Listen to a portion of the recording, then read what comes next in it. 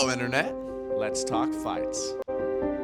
All right, ladies and gentlemen, episode 4 of the Savage Gentleman Show. I am here with two fellow Savage Gentlemen. To my right, I got the professional fighter, John Kuhneman. Jonathan Tiger Kuhneman. Kuhneman is not messing around. And to my left, Wolverine Logan Paxton. Out of Denver, Colorado, Logan Wolverine Paxton. Big knee, drop. Thanks for coming, fellas. Thanks for having us. Thanks for having us.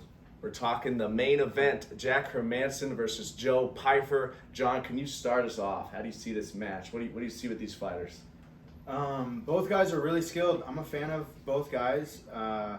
Pyfer's training up in Philadelphia. He's got a really good team with him, training with Sean Brady, a couple other really good dudes up there. But good team. He's up and coming. He's at high-level wrestling, and he's shown that he's got huge knockout power. I think he's dropped a couple guys in his fights. And then we got Hermansson. I'm a fan of him. Super high-level grappling, and he's got some good experience. He had a split decision loss against John Strickland. He's lost to, all his losses are like tough big names like Marvin Vittori and Dolidze, Cannonier, guys like that. And he's beat top level guys too. And he's been to 5 rounds, and that's a huge deal I think for a main event experience, and Joe Pyfer hasn't. So I think both guys are tough. I like the grappling of Hermansson, and I like the wrestling and power of Pyfer. So it's gonna be an interesting fight for sure. Super fun matchup. Paxton, what do you see for this fight? Yeah, no, I think it's a great fight. If you were looking at it, I think to break it down, we got like John said, we got the grappler, more the wrestling background with Hermansson, and then we got the explosive power, the knockout power from Joe Pyfer. So it's one of those great matchups where it's like, okay, it could be anybody's game based on who implements their game plan the best. You look at Joe Pyfer's last fights, he's really good at getting in there, making it a dirty fight, and that's what beat Hermansson with Strickland, like John said, is that when Hermansson's on the back foot and not necessarily being able to implement his game with that forward pressure, it really kind of makes him not comfortable. And I think Joe Pyfer he reminds me a lot of Strickland. He's a forward pressure. He maybe even more knockout power than Strickland too. So it kind of creates that same dynamic that I think can play a lot of dividends. Awesome. I think Pyfer's a great striker. He's got a great left hook. Dropped his opponent in the Dana White's Contender Series with that technique. He's got a tremendous right hand. Got a knockout with that in his UFC debut. And then against Razak, tough fighter, he did some great takedowns. He gets elbow deep and could really lift and slam his opponents down. Finished with an arm triangle. I don't see him trying to tangle on the ground too much with Hermansson. Hermansson's got amazing jiu-jitsu, heel hook, Kelvin Gastelum before. This one really could go either way. Fellas, prediction time. Who you got, John? I think it comes down to I'm leaning Hermansson, but I think the reason Roman beat Hermansson is Hermansson's a grappler, and when he can't, like Logan said, implement that game of his heavy wrestling, his heavy grappling pressure, then he might struggle. And Joe Pyfer's got some good wrestling, but we haven't seen him go 5 rounds, and we haven't seen him fight quite the tough competition that Hermansson has. I like both guys. I literally think either guy can win. Like I said, it's going to be a close fight, but I'm going to go with either Hermansson decision or Hermansson with a late submission. But I won't be surprised if Pyfer wins. Both guys, I hate having to pick one because they're both just amazing fighters. So. Well said. I think Hermansson does have the 5-round experience. He's got better kicks than Pyfer, and if he can keep it at that range, I could see him starting to rack up some points. Pyfer, in my opinion, is going to be a little bit too much for him with the power. Hermansson's been backed up before, kind of shell-shocked before against Cannonier and against Strickland when he gets pressured. I think Pyfer can nullify the wrestling and start to land some really hard power shots. I do think he can put Hermansson away, but we really could see this go either way. Paxton, final thoughts. Who gets this one done? It's a tough call, but I think there's a big difference between taking someone down and holding them down. And I can see Hermansson, implementing the wrestling, but is he going to hold Pyfer down? I don't think so. I think with every fight, Pyfer's getting better. He's shown us he's becoming a well-rounded fighter. He's hungry. I'm not saying Hermansson's not. Every fighter in there wants to get the win, but I got to go with the up-and-comer, Joe Pyfer, with I'm going to go second round knockout. All right, guys, on to the co-main event. All right, guys, co-main event, Andre Fili versus Dan Ige. Logan, what do you have for this matchup? So this is a really interesting matchup. I've actually trained with both of these gentlemen. Andre Fili out of Team Alpha Male. Dan Ige, where's Dan Ige out Vegas, Couture. Vegas with their Team Couture. I feel like they both have good grappling. I could see this being a 3-round war of just stand up. Both of them looking for a finish because we have Dan Ige. He just came off I believe a unanimous decision loss against Bryce Mitchell. Yep. Which, I mean, Bryce Mitchell, he's an up and comer doing great things, and he goes for the submission. So if he's not getting submitted by Bryce Mitchell, I don't see him getting submitted by Andre Fili. So I think this fight is going to be a 3-round war where they're both just trying to make a statement that, hey, I'm still here. I'm trying to get a finish, and they're going to be going for that bonus for sure. Yeah, I think that the wrestling gets nullified, and it's just going to be a 3-round war. Sounds like a fun fight. John, what you got? Both guys are very experienced in the UFC. Fili's been in there for, like 8-10 years. He's been fighting everybody. Ige's fought a lot of tough dudes. Again, I think he's fought the tougher guys. I think Logan's spot on. I think it'll be, I don't see any wrestling or grappling exchanges really going on in this fight. Maybe a little bit, but I think it's going to be, they're going to stand and trade for sure. I think that Dan Ige gets it done, second or third round, KO. Dan Ige's got a nasty left hook. It's probably his best punch. He'll follow it up with that left body shot on the same side. He started to switch and upshift here and there and alternate his stance, and that throws off some opponents. Fili, in his own right, has a great jab. He likes to upshift, and he'll blitz to the side and switch sideways to set up attacks. He's got a lot of power, and he's fought a who's who, like you said. He's fought Max Holloway back in the day. He's fought Nathaniel Wood. He's been in the UFC for a long time. They're both veterans. This is a close fight, fellas. As far as prediction, what you got? Again, I think they both have been battle tested. I don't see a finish on either side just because they both have been in those wars, and they're both chin tested. They're durable. I got to go toward with Andre Fili on this one because I think he's coming off a win. He's building that momentum. I believe there's a knockout.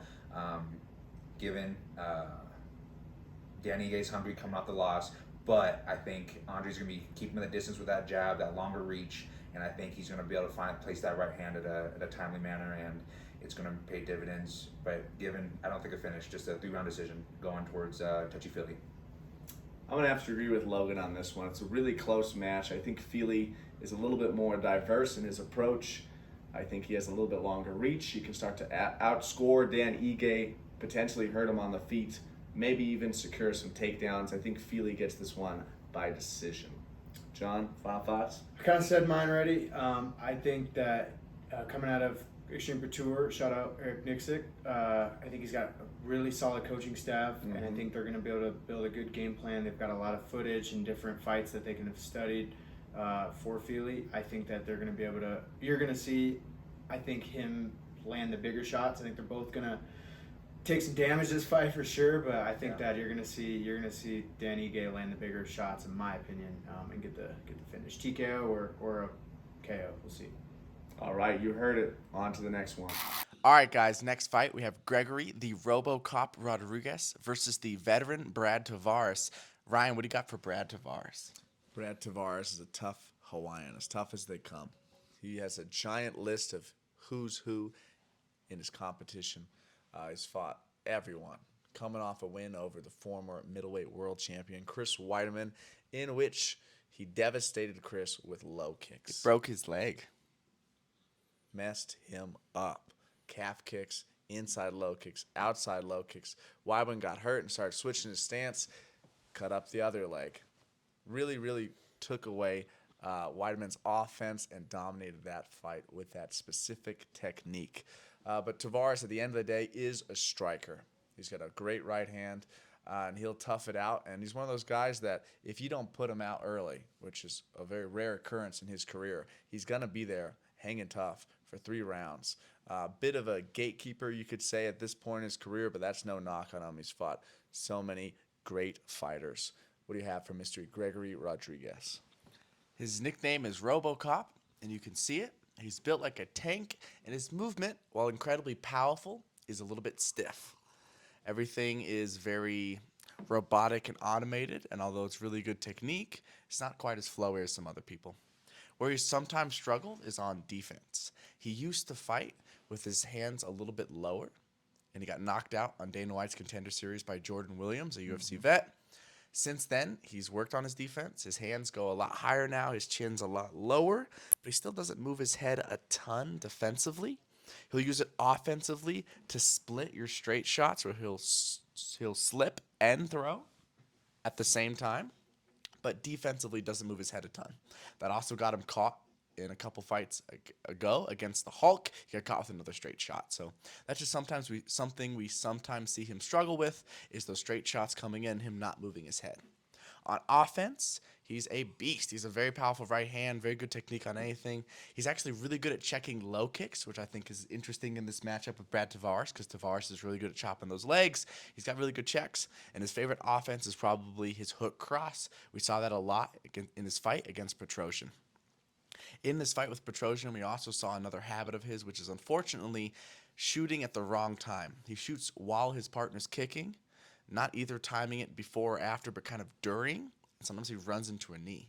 Against Petrosian in the third round, while he was kind of getting flurried, he looked to shoot and ran into a head kick. Against Enjo Koani, he ran into a knee, which turned him into a triclops. So not really a cyclops with one eye, because he's already got two, but he had this huge splitting cut in his face. It was nasty. So nasty. He still won that fight. If you don't put him away, he's going to keep coming forward like a robot. So unless you knock him all the way out, he's going to keep coming forward. But that's something we see consistently, is that he'll shoot kind of at the wrong time into a strike and can take some damage from it. So I'm curious how that works with Brad Tavares, because Brad Tavares likes to put up some knees. But overall, I think Rodriguez is the more well-rounded guy with more tools. He's a really, really, really good grappler, really strong takedowns, very strong scrambles, very good ground and pound. He's shown some really, really good ground game when he chooses not to strike. He usually seems to choose to strike, but when he doesn't, he's got a lot of tools on the ground. If you were to give a prediction, what do you think, RoboCop or Tavares? I think Tavares is such a vet, so tough. Rodriguez is a bit more of a glass cannon. He gets people out of there. We have seen him flatline before. If he doesn't get put out, he's going to come forward again. Rodriguez keeps his head so still sometimes when he's striking. He gets fixated on his offense and just doesn't pull that head off the center line. So a trade, he doesn't always get the best end of that. I could see Tavares catching him, but I think, as you alluded to, Rodriguez has more ways to win. He's better on the ground, in my opinion, better takedowns. He probably even hits harder. Dude's a freak. I think Rodriguez gets this one done. Tavares is so hard to get out of there. He's so well-rounded. Probably won't submit him. I'd say it's just going to go to decision. I think that's a good call. I could see Tavares hurting him in moments, particularly if he runs into one of those kicks where he looks to shoot. But unless he puts him all the way away, Rodriguez is not going to stop coming. Like a robot, he's going to keep pushing. I like that call. Gregory Rodriguez, unanimous decision. Gents, next up, Armen Petrosian versus the Jiu-Jitsu legend, Rodolfo Vieira. What do you got for Mr. Rodolfo?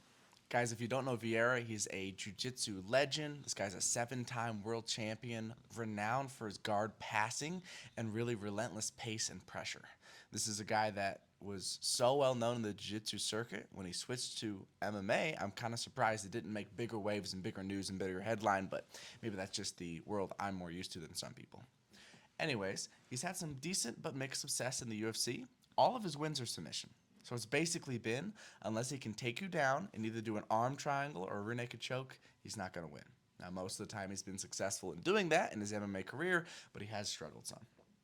In striking, it really feels like, although he's with a good gym, he's still learning. He's got a long ways to go. He's starting with a good guard, good like lead hand probing, finding his jab, finding his 1-2. Almost everything is those strikes, jab or a cross.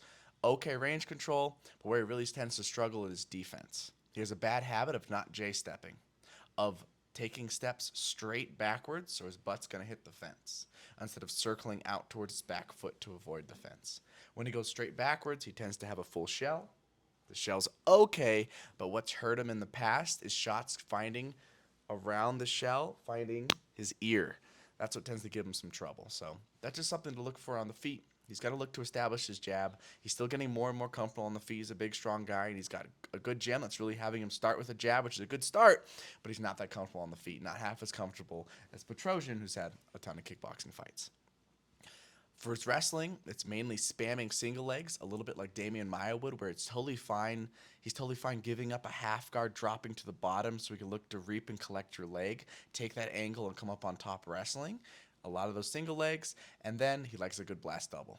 He's very good at both of those. He's had some decent success with it. He doesn't always set those shots up super well because he's got to get the respect with the hands first to make it happen.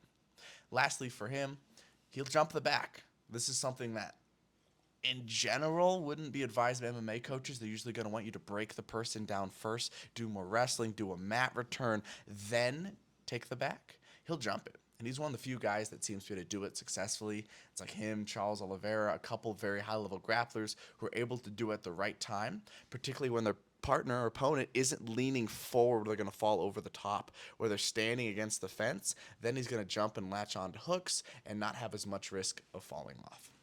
Either way, this guy's a beast on the ground. He's going to look for arm triangles or rear naked chokes if he gets there. Do you think he can get there? And what do you think of Petrosian? Petrosian has tons of professional kickboxing matches. He's got a decent amount of UFC experience. He's still not very well known, I'd say, to a larger audience. But in this matchup, we might get to see a lot more of his skills. He moves very well for a kickboxer. A lot of them tend to sit very still and trade. He's more elusive than that. He likes to step up quick inside low kick, scores really well with it. And he's very good at circling out and not running into the fence. He'll step out and cut out side to side and pull laterally to avoid offense. What he does very nicely here is keeping the hand up the way he's slipping, the way he's pulling, so he doesn't run into an incoming shot. He keeps himself safe while he's moving his feet. Mixed success in the UFC. He hasn't seemed to completely put everything together yet. But Vieira stumbled a few times so far in his UFC career as well. So I think this is really good matchmaking. Who do you think takes this one? This is such a fun matchup of that clash of styles. And like you said, it feels like neither one's fully found their foothold in the UFC yet. One of them's all striking, tons of kickboxing fights. One of them's all jiu-jitsu, tons of world titles. Completely opposite styles. Mm-hmm. This one comes down to who can implement their game. I think we've seen Vieira struggle more. So he's had some fights where he's really not looked great, like against Chris Curtis, who is a beast and very well-rounded. But Petrosian's had a lot of very close fights against a lot of good opponents. So if I had to lean money line, basic who wins this fight, I'm going to lean towards Petrosian. But if there's a way Vieira wins, it's going to be submission. Yeah, I would lean a little bit to Petrosian just because we've seen Vieira tired out in fights. We've seen him just look very uncomfortable on the feet. I think Petrosian's a lot quicker, and his style of kickboxing with moving his feet, even if he gets taken down here and there, I think Petrosian probably gets a late finish or this goes to a decision. Vieira pretty much always submits his opponent or ends up potentially losing the match. I'm going to go Petrosian on this one. Good call. All right, guys, moving right along the card. Michael Johnson versus Darius Flowers. Robin, what you got for Mr. Flowers? Darius Flowers is an entertaining fighter. If I were to give you a basic description of his style, hopefully it doesn't come off badly, but Yoel Romero from Wish. He does some weird stuff on the feet. He will walk in kind of flat-footed, chin up, hands up, looking to parry shots because basically his game is to pressure you to the fence and then go crazy. He wants to walk you down, push you backwards, get you on that outside six, get your butt against the fence, and then go ham. He's going to swing big hooks with both hands and really likes to look for his rear right uppercut. That's his game. He hurts people there and does a lot of damage there.